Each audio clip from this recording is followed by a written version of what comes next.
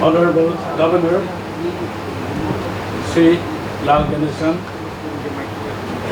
Honorable Union Minister of Agriculture and Farmer Welfare, Government of India, Sri Shivraj Singh Chauhan, Guest of Honor, Sri Mechibu Damir, Honorable Minister, Rural Development and SIRD, Government of Nagaland, Dr. Anupam Misra, Vice Chancellor, CAU Imphal, Dr. I.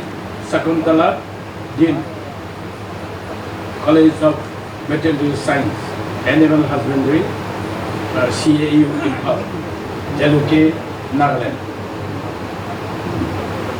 I, on behalf of the government and the people of Nagaland, it is both an honor and privilege to extend a warm welcome to Honorable Union Minister Agriculture and Honorable Governor Nagaland. Nagaland is a predominantly agrarian state with over 70% of our population relying on agriculture for their livelihood.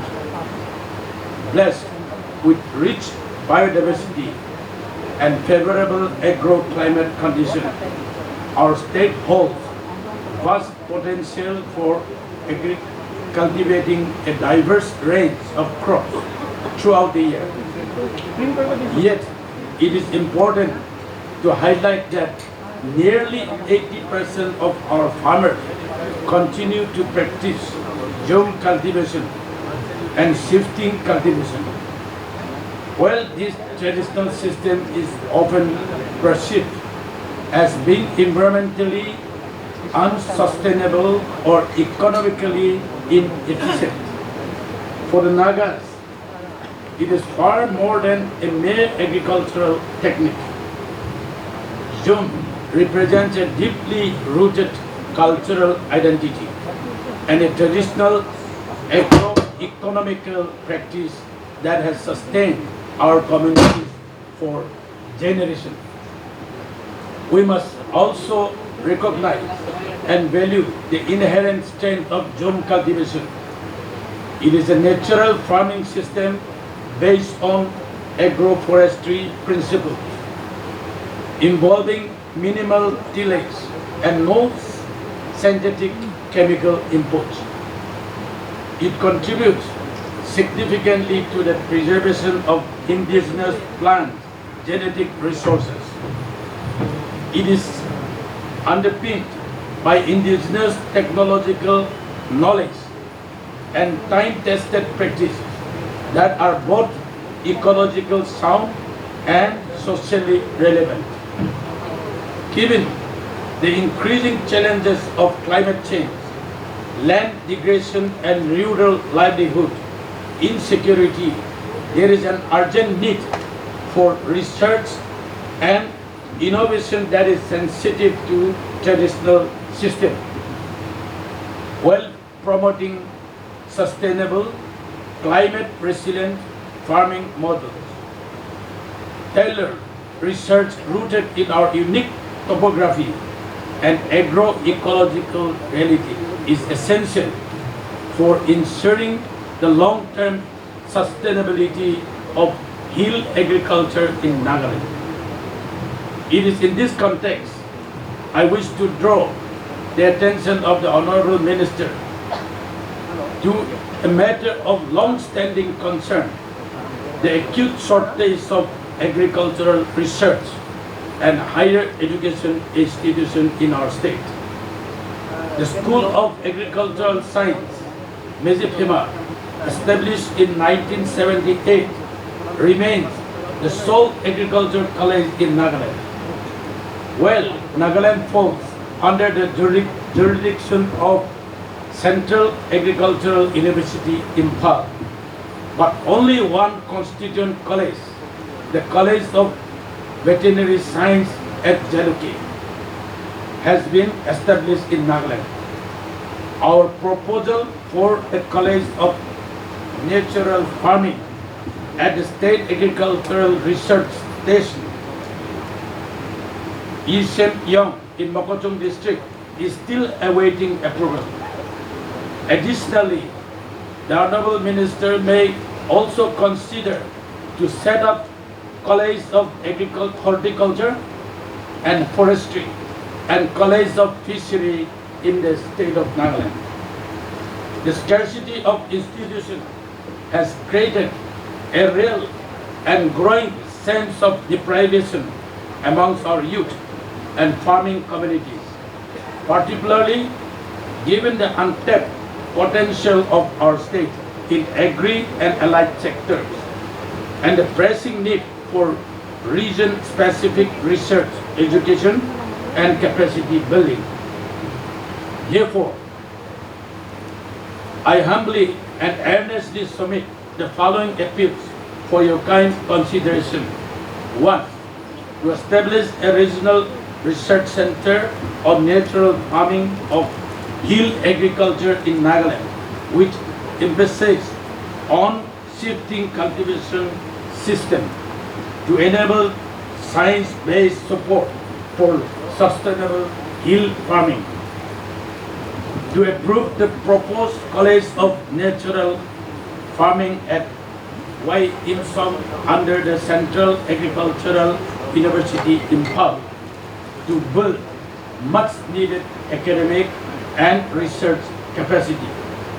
3. To consider for setting up a College of Horticulture and Forestry and College of Fishery, which would impart the necessary knowledge and guidance to the state and in the process augment economy of the state in particular and be part of nation building in general. 4. To sanction 6 new KVK Krishi Vigyan Kendras in the newly created districts of Nagaland to strengthen last mile delivery of agricultural knowledge, technologies, and support service to our farmers.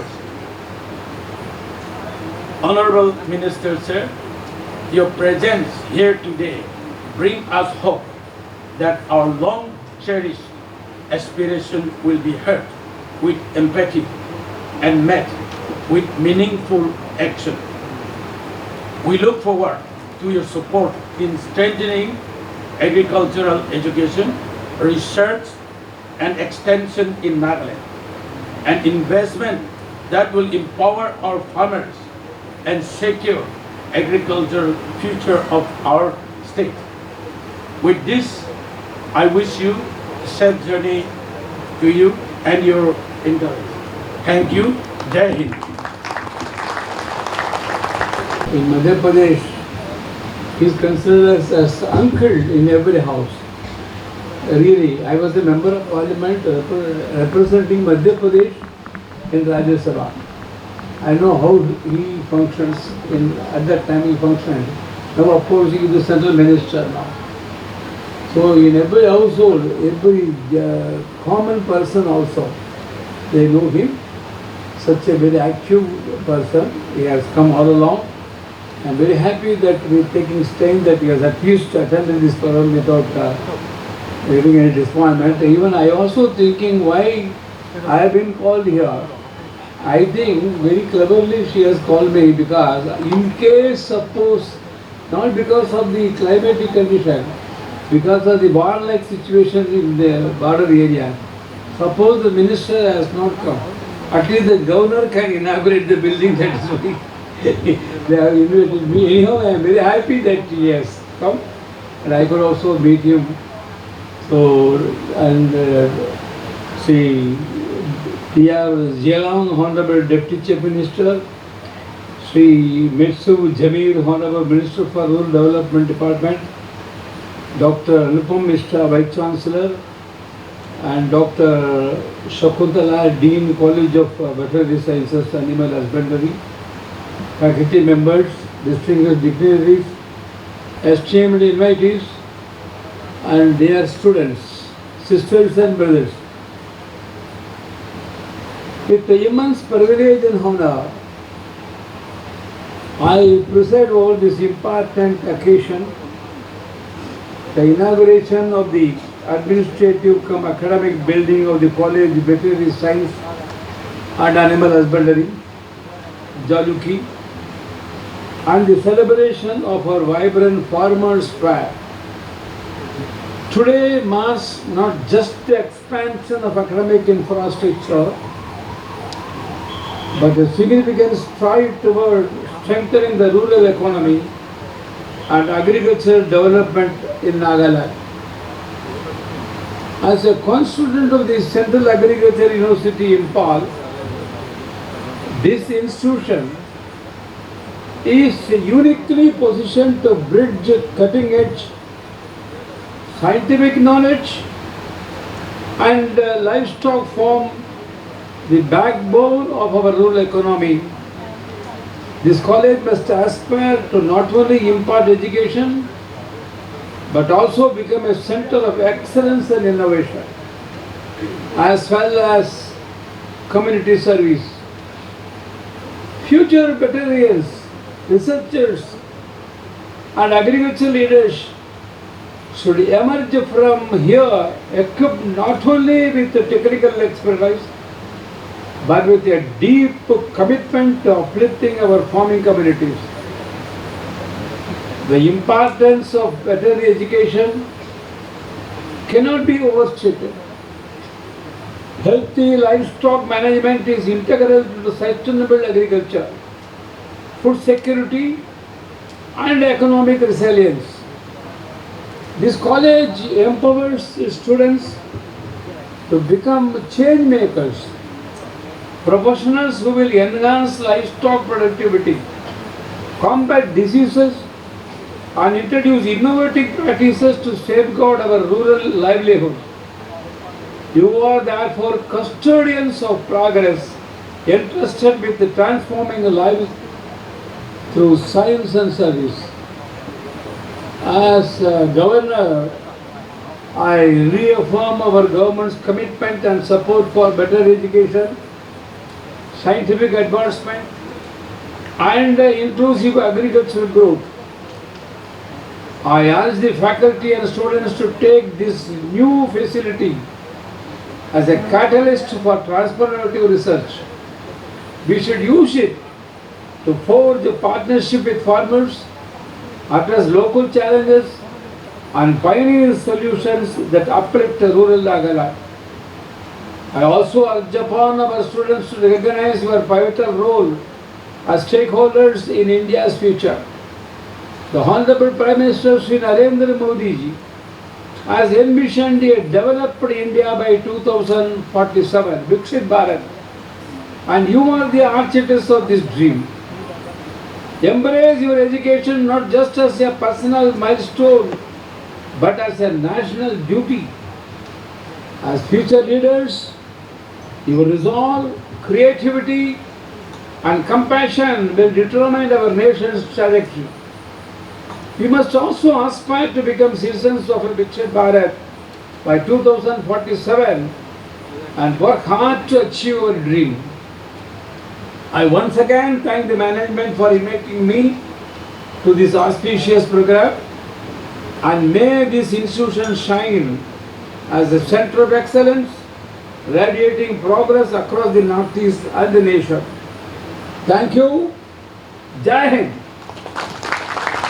मेरे और आपके बीच में खंबा भी क्यों रहना चाहिए, direct dialogue होनी चाहिए। आज मेरे साथ इस मंच पर उपस्थित नागालैंड के गवर्नर, देश के सीनियर लीडर, हमेशा आपकी चिंता करते हैं, आदरणीय ला गणेशन जी, डिप्टी सीएम ऑफ नागालैंड, आदरणीय टीआर जलियांग जी, आरडी मिनिस्टर, वो भी आरडी मिनिस्टर है, हम भी एग्रीकल्चर के साथ आरडी मिनिस्टर हैं, मेरे मिनिस्टर श्री जमीर जी, डॉक्टर शकुंतला जी, डीन, यहाँ उपस्थित सभी शिक्षकगण, किसान भाइयों बहनों और मेरे प्यारे भांजे और भांजियों, सारे स्टूडेंट्स, आप सबके बीच में आकर बहुत प्रसन्न हूं। लेकिन एक बात का खंडन करना चाहता हूं। मुझे बार बार कहा जा रहा chief guest, chief guest, chief guest. मैं गेस्ट लगता हूं क्या? I am not guest, I am family member, your family member.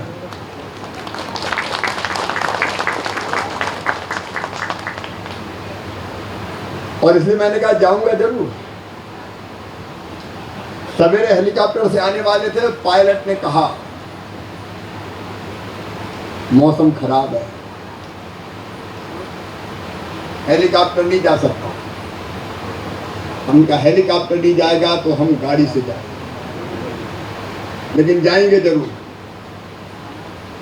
और जैसे मैं दीमापुर तक आया तो पायलट का फोन आया कि दीमापुर हेलीकॉप्टर आ गया। हम आए तो हेलीकॉप्टर भी आया। लेकिन पायलट एक बात और कह रहे हैं कि अभी अगर 330 नहीं उड़े तो फिर नहीं उड़ेगा हेलीकॉप्टर। और मेरा आसाम का भी कार्यक्रम है। मैं आभारी हूँ गवर्नर साहब का। उन्होंने कहा कि आप बोल के चले जाइए, कार्यक्रम कंटिन्यू चलता रहेगा, हम बाद में बोलेंगे। और इसलिए आना तो था मुझे, क्योंकि मैंने कह दिया था कि आऊँगा, तो जो वादा किया वो निभाना पड़ेगा। और इसलिए आज मैं यहाँ के बहुत प्रसन्न हूँ। लेकिन आज मेरे प्रिय बहनों, भाइयों और बेटे बेटियों, हम सब गर्व और गौरव से भरे हुए हैं। मैं भारतीय सेना के शौर्य को प्रणाम करता हूँ। पिछले दिनों उन्होंने जिस शौर्य का प्रदर्शन किया, हमारे नेतृत्व की प्रधानमंत्री नरेंद्र मोदी जी की सटीक रणनीति को प्रणाम करता हूँ।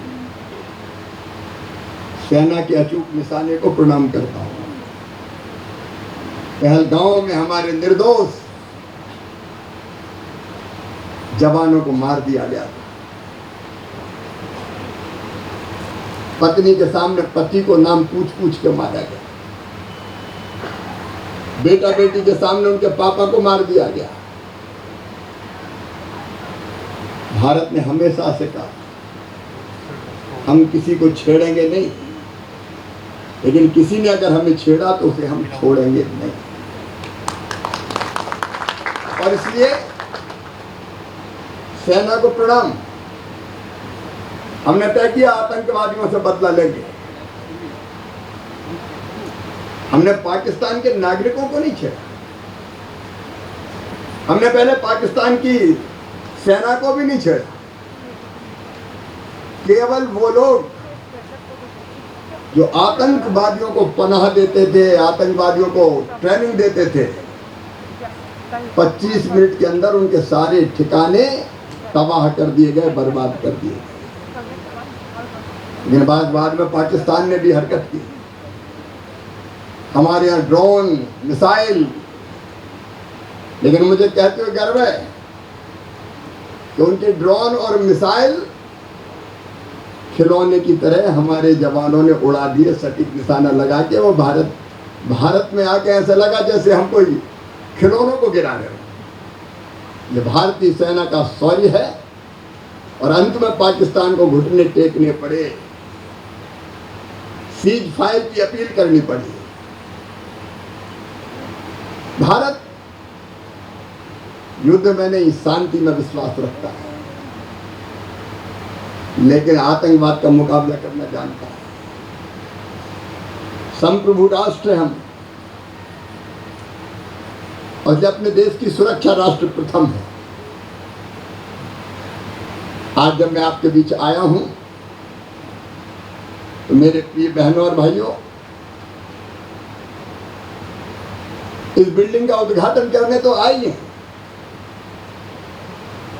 नागालैंड अद्भुत प्रदेश। नागालैंड के लोग भी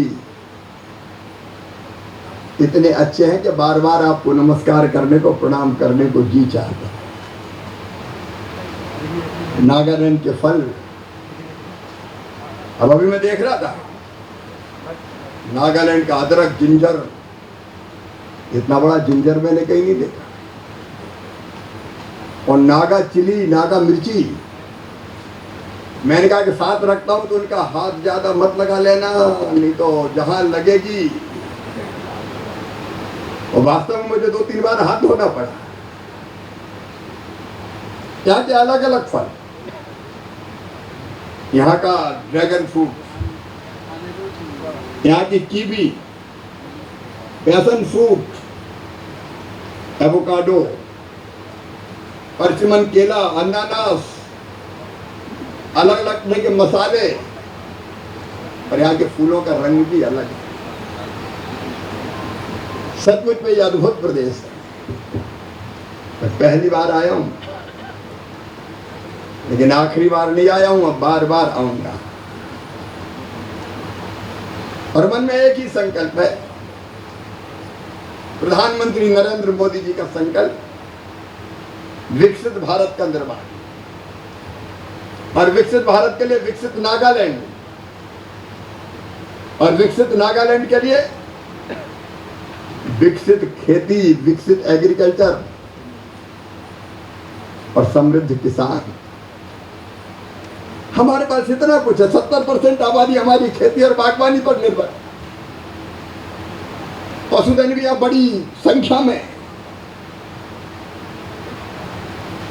खेती, बागवानी और एनिमल हस्बेंड्री को जोड़ना पड़ेगा।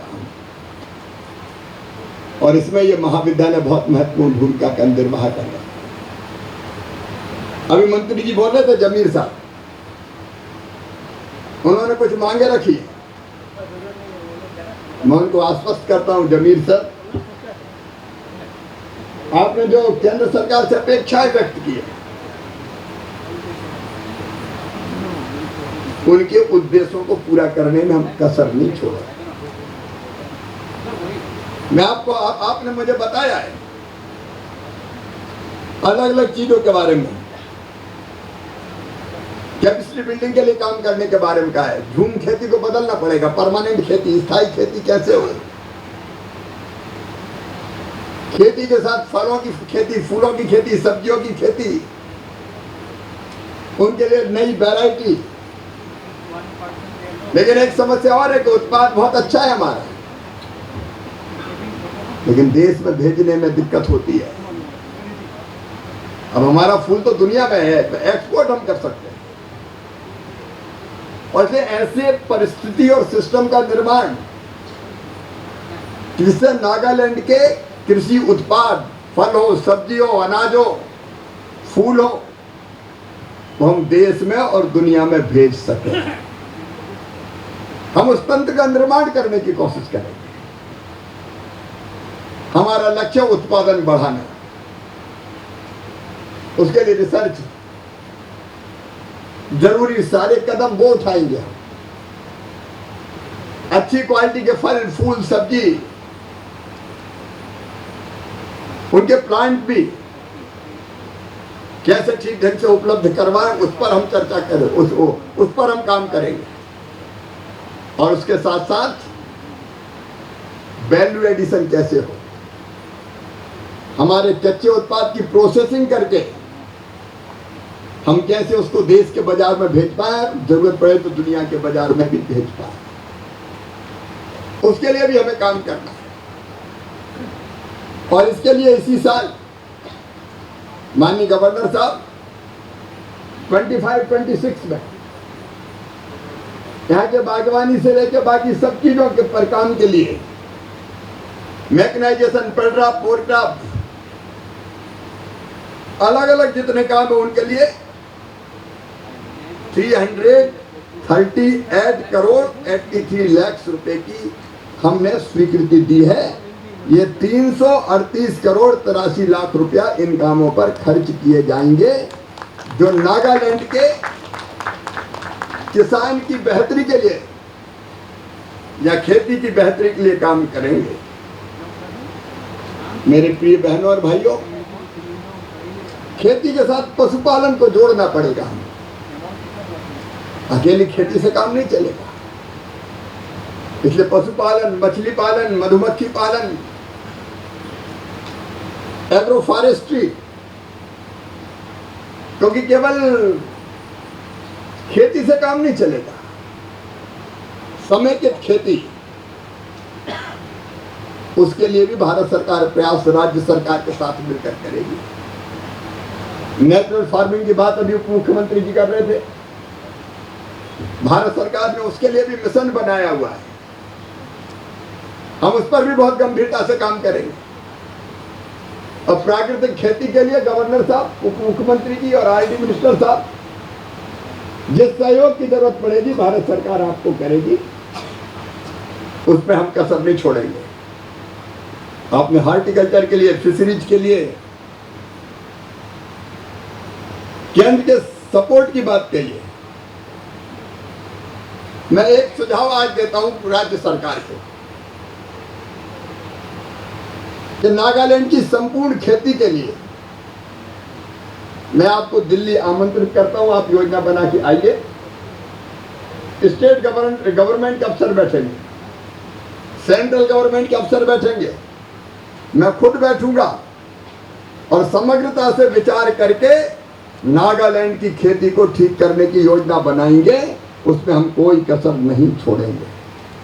मैं आपको निमंत्रण देता हूं, क्योंकि ऐसे केवल एक स्पीच में सब चीजें होती, डिस्कशन हो, पहले स्टेट के स्तर पर डिस्कशन, और उसमें हमारे कॉलेज और यूनिवर्सिटी भी अपना रोल अदा करें, और फिर रोड मैप क्या हो नागालैंड की खेती की, आगे का रोड मैप। मैं ये नहीं कह रहा कुछ नहीं हो रहा है, पहले से बहुत बेटर हो रहा है, लेकिन और कुछ करना है। इसलिए मिल के हम लोग विचार करेंगे, और जो चीजें आपने कही है उन पर विचार करके और भी कई चीजें आ सकती है, उस पर हम लोग फैसला करेंगे। एक बात और मैं कहना चाहता हूं, हमने एक प्रयोग इस बार कर रहे हैं। आईसीआर के पास, मेरे डिपार्टमेंट के पास 16,000 साइंटिस्ट है जो खेती पर काम करते हैं, लेकिन वो लैब में काम करते हैं, केवीके में काम करते हैं। प्रधानमंत्री जी ने कहा कि लैब को लैंड से जोड़ो, साइंटिस्ट और किसान, फार्मर जुड़े, जब ये जुड़ेंगे तब बेहतर काम होगा। नारा दिया था लाल बहादुर शास्त्री जी ने, जय जवान जय किसान। अटल जी ने इसमें जोड़ा था जय विज्ञान, और मोदी जी ने जोड़ा जय अनुसंधान, रिसर्च। और इसलिए मेरे बहनों और भाइयों, पूरे देश में हम 2000 टीमें साइंटिस्ट की बना रहे हैं। और नागालैंड में भी कितने डिस्ट्रिक्ट है सर? How many district? 16। तो हम 16 टीम नागालैंड के लिए बनाए, 16 टीम वैज्ञानिकों की। एक टीम एक जिले में जाएगी आपके सहयोग से, आपके एग्रीकल्चर का अमला साथ में जाए, केवीके के लोग साथ में जाए, कॉलेज यूनिवर्सिटी के लोग जुड़े, स्टूडेंट्स भी जुड़े, और ये एक डिस्ट्रिक्ट में एक दिन में 2 जगह जाएंगे। फार्मर्स को हम इकट्ठा करेंगे और उनसे ये डिस्कशन करेंगे, यहाँ की एग्रो क्लाइमेटिक कंडीशंस को देखते हुए, यहाँ कितना पानी गिरता है, यहाँ की सॉइल कैसी है, नाइट्रोजन, फास्फोरस, ऑर्गेनिक कार्बन कितना है, उसके हिसाब से कौन सा खाद फर्टिलाइजर डालना चाहिए, कौन सा पेस्टिसाइड इस्तेमाल अगर जरूरत पड़े तो करना चाहिए, कौन सी किस्में यहाँ लगानी चाहिए। विज्ञान ने जो प्रयोग किए हैं लैब में, वो सीधे लैंड तक, किसान के पास तक पहुंचाने का काम होगा। मैं सरकार से अपील करता हूं 29 तारीख से 29 मई टू 12 जून तक यह अभियान चलेगा। मैं नागालैंड के लिए भी टीम बनाऊंगा, और मैं अपील करता हूं नागालैंड के किसानों से कि ये टीम जहाँ जाए, जो पॉइंट्स तय करे राज्य सरकार, वहाँ किसान इकट्ठे हों और साइंटिस्ट और किसान बात करके अपनी खेती को हम कैसे आगे बढ़ाएं, उसका रोड मैप बनाएं। एक साल में ही, खरीफ की फसल में ही हम उत्पादन बढ़ाएंगे, लागत घटाएंगे, ये हमारा संकल्प है। कुछ ठोस काम करना पड़ेगा, ठोस काम। और मैं एग्रीकल्चर मिनिस्टर हूँ, रूरल डेवलपमेंट मिनिस्टर भी हूँ। तो मन में तड़प यही रहती है तो और बेहतर कैसे करें और अच्छा कैसे करें। मैं मंत्री के अहंकार से भरा नहीं हूँ, मैं तो सेवक हूँ। किसान की सेवा मेरे लिए भगवान की पूजा जैसी है। अगर उसकी जिंदगी बदल दी तो अपना जीवन सार्थक हो जाएगा, सफल हो जाएगा। इसी भाव से हम लोग काम करने की कोशिश कर रहे हैं। इसलिए टीमें भी फिर हमको अच्छी रणनीति बनाने में सहयोग करेगी। वैज्ञानिकों को किसान भी अपनी समस्या बताएंगे और फिर वैज्ञानिक सुझाएंगे कि इस जिले में कौन सा काम करना चाहिए ताकि खेती आगे बढ़ती रहे। मैडम जैसा बता रही थी कि इस कॉलेज का स्तर बहुत अच्छा है और यहाँ जो विद्यार्थी अध्ययन कर रहे हैं उनका आपने कैंपस सिलेक्शन की बात भी कही थी। और यहाँ तो मैंने देखा अलग अलग प्रांतों के, नॉर्थ ईस्ट के बेटा बेटी तो हैं ही, लेकिन अलग अलग प्रांतों के बेटा बेटी अलग अलग परिवेश से आके यहाँ शिक्षा प्राप्त कर रहे हैं। ऐसा लगता है कि एक ऐसा बगीचा है जिसमें रंग रंग के फूल खिले हुए हैं। हम सब भारत माँ के लाल, भेदभाव का कहाँ सवाल। सारे बेटा बेटी अलग अलग जगह से आके आप पढ़ रहे हैं। मैं उनको बहुत बहुत शुभकामनाएं देता हूँ। इस भवन के निर्माण से उनको शिक्षा प्राप्त करने में और आसानी होगी। और मैं बच्चों से भी ये कहना चाहता हूँ, अगर कोई अच्छा आइडिया, यूनिक आइडिया आपके दिमाग में आए तो मामा से शेयर जरूर करना। मैं 12 सफदरजंग रोड पे दिल्ली में रहता हूँ। वो भी मामा का घर मानना, जब दिल्ली आओ तो मुझसे मिलने आ जाना, पहले टाइम तय करके। और अच्छा आइडिया हो तो मेरे पास भेजना। हम कोशिश करेंगे हमारे कुछ बच्चे स्टार्टअप्स के माध्यम से अपना काम प्रारंभ करें जिनके पास अच्छे आइडियाज है, लेकिन आइडियाज को इम्प्लीमेंट करने के लिए पैसे की जरूरत पड़ती है। इनोवेटिव आइडियाज अगर हो तो आप वो भी शेयर कीजिए, हम उस पर भी काम करेंगे ताकि हमारे बच्चे इनोवेटिव आइडियाज के माध्यम से एनिमल हस्बेंड्री का क्षेत्र हो या खेती का क्षेत्र हो, अपने नागालैंड को, अपने ज़िले को आगे ले जा सके। आज मैं फिर आप सबको प्रणाम करते हुए यही कहना चाहता हूँ कि आपसे मिलकर मुझे बहुत खुशी हुई है और बार बार मेरी कोशिश रहेगी कि मैं आपके बीच आऊं और मोदी जी के सपनों के, संकल्प के भारत के निर्माण के लिए वैसा नागालैंड बनाने में हम सब मिलकर काम करें। नागालैंड तेजी से आगे बढ़ रहा है, स्टेट गवर्नमेंट भी काम कर रही है, लेकिन केंद्र सरकार स्टेट गवर्नमेंट के साथ मिलकर काम करेगी और अपने नागालैंड को आगे और बहुत आगे ले जाएंगे। एक बार मैं फिर सभी बच्चों को शुभकामनाएं देता हूं। और किसान भाइयों और बहनों, मैं आपसे इंटरेक्शन भी करता, लेकिन मौसम थोड़ा सा बेईमान हो रहा है और इसलिए मुझे जाना पड़ेगा।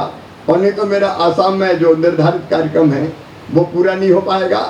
आज मैं मिजोरम नहीं जा पाया क्योंकि बाय रोड में कोशिश भी करता तो इतनी दूर था कि मैं पहुंच नहीं पाता। दिल में मेरे बहुत तकलीफ हुई, लेकिन वर्चुअली मैंने बात की वहाँ, निराश उनको भी नहीं किया। लेकिन यहाँ तो एक्चुअल फिजिकली आपको देखने का मौका मिल गया। बाद में फिर आना होगा तो फिर हम लोग बातचीत करेंगे। और गवर्नर साहब, आपका बहुत आभारी हूँ। कृपा पूर्वक आपने मुझे अनुमति दी है कि बीच में से बोल के ये मतलब मुझे लगता है सामान्य शिष्टाचार के लिए ठीक नहीं है, लेकिन आपने स्वयं कहा कि चूंकि मौसम की परिस्थितियाँ ऐसी है और इसलिए हम कार्यक्रम चलाएंगे। तुम जा सकते हो, लेकिन हम जाएंगे फिर वापस आने के लिए परमानेंट नहीं जाएंगे, हम फिर लौट के आएंगे। आऊँ कि नहीं आऊँ लौट के फिर से? आऊँ कि नहीं आऊँ? आते रहेंगे, मिलते रहेंगे और मिलकर काम करते रहेंगे। बहुत बहुत शुभकामनाएं, प्रणाम, नमस्कार, धन्यवाद। बोलिए भारत माता की।